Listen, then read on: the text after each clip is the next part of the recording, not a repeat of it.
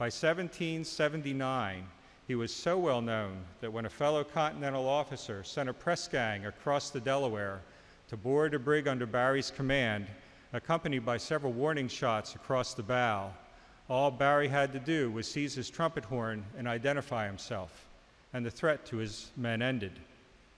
He was also smart, if not in an academic sense. He spent at least a couple of years in a county Wexford schoolhouse. 40 years later, when he received a letter from an old schoolmate, he went into an idyllic reminiscence. But having gone to sea at about the age of 10, the dock and crow's nest became his school desk, and the sun and stars became his blackboard. In a line of work that demanded, absolutely demanded, the constant paying of attention, he never ever stopped paying attention. Only once, and we'll get to that. Those who knew him well spoke of his strong and active mind, and after his death, one of his sailors wrote that he knew how to perform all the duties of a seaman from stem to stern. He never forgot them, and he never stopped learning.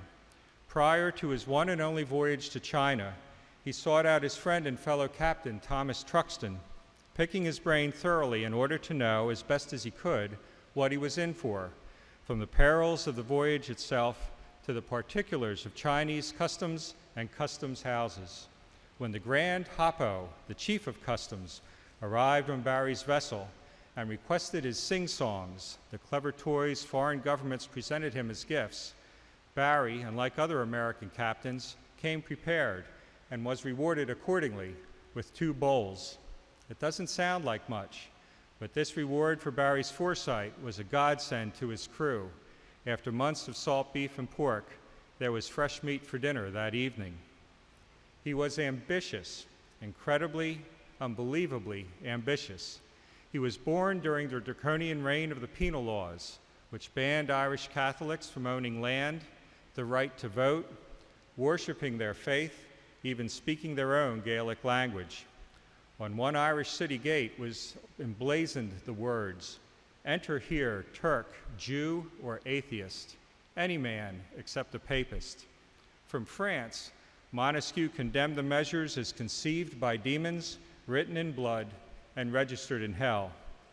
Young boy faced a grim future, become a tenant farmer like his father, similar to being a sharecropper in the post-Civil War South, or join the growing ranks of young Irishmen, serving foreign kings in regiments already known as the Wild Geese, fighting for every cause but their own.